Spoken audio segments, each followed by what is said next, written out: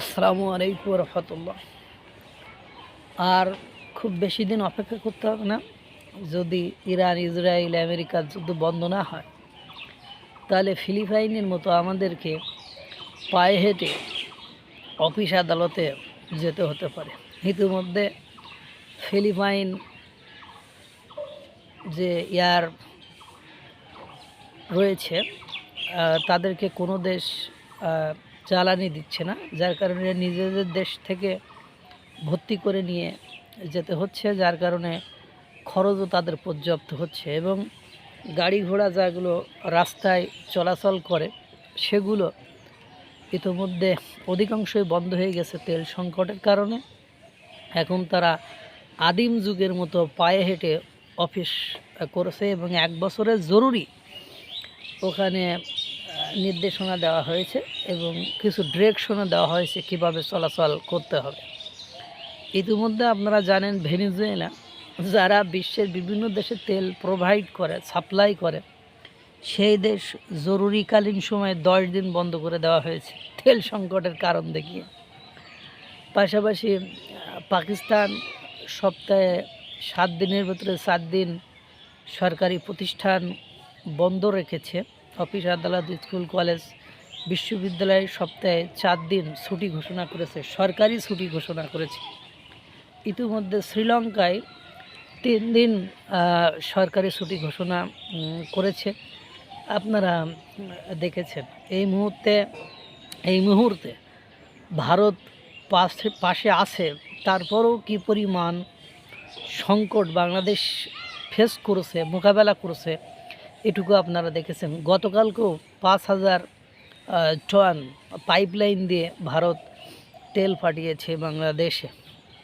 তাহলে এখন দেখেন, আপনি এবং বাংলাদেশ একটা তীব্র সংকটের মধ্য দিয়ে যাচ্ছে।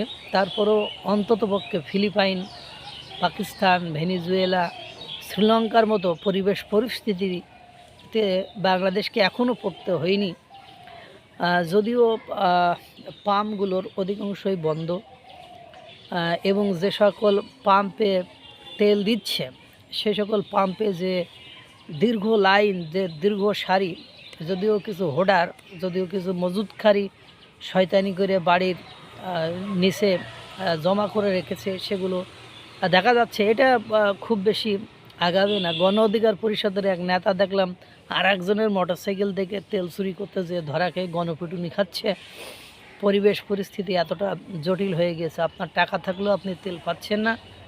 কয়েকদিনের মধ্যে দেখবেন এই তেলের মূল্য অনেকটা নিয়ন্ত্রণের বাইরে চলে যাচ্ছেন বাংলাদেশের জনগণের। আর এই মুহূর্তে যদি কোনো না কোনো কারণে বা কোনো না কোনো ফরম্যাটে ভারত তেল প্রোভাইড করা বন্ধ করে দেয়, তাহলে আদিম যুগে ফিরে যেতে আমাদের আর বেশি সময় লাগবে না। ফিলিপাইনের মতো আমরা আদিম যুগে ফিরে যাবো ইনশাল্লাহ।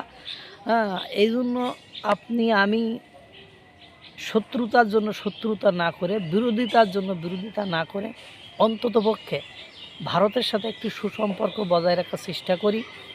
কারণ সংকট বাংলাদেশের ব্যাংক খাতগুলোতে যেভাবে লেগে গিয়েছে, যেভাবে ঋণ খেলাপিরা একটা জটিলতা সৃষ্টি করে গিয়েছে, যেভাবে ডক্টর ইউনূস ব্যাংক থেকে ঋণ নিয়ে সরকারি বেতন দিয়ে গিয়েছে এবং যেভাবে বিশ্বের বিভিন্ন দেশের এখন সংকট শুরু হয়েছে, এই সংকট আরও তীব্রতর হবে।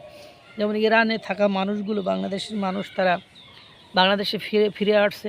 আজকে একটা রিপোর্ট দেখলাম, মালয়েশিয়ার সরকার বাংলাদেশের যারা প্রবাসী সেখানে রয়েছে তাদেরকে হয়তোবা এই সংকটকালীন সময়ে আবার ব্যাকে পাঠাবে। কারণ এই সংকটকালীন সময়ে দুর্ভিক্ষ বৃদ্ধি করার জন্য বা আরও সংকট তীব্রতর করার জন্য অবৈধ যে বাংলাদেশিরা সেখানে রয়েছে তাদেরকে রাখবে না। শুধু মালয়েশিয়া নেই, এই ধরনের বিশ্বের বিভিন্ন দেশে বাংলাদেশের যে অবৈধ জনসংখ্যা রয়েছে তাদেরকে হয়তো দেশে পাঠিয়ে দিয়ে এই সংকটকে, আমাদের যে রেমিটেন্স, সবগুলো দিক থেকে আমরা এমন এক তীব্র সংকটের ভিতর দিয়ে সংকটে পড়তে যাচ্ছি, সেক্ষেত্রে আপনি ভারতের সাপোর্ট ছাড়া একেবারে বিনা বালিশে শুয়ে যাবেন, এটা বলা যায়। এজন্য একটু সুকৌশলে কাজ করে, বুদ্ধিমত্তা খাটিয়ে সামনে এগিয়ে যাওয়া, নতুবা আদিম যুগে হয়তো বা সপ্তাহখানির মধ্যেই আমাদেরকে ফেরত যেতে হতে পারে। আল্লাহ তাআলা সকলকে ভালো রাখুক, সুস্থ রাখুক। আসসালামু আলাইকুম ওয়া রাহমাতুল্লাহ।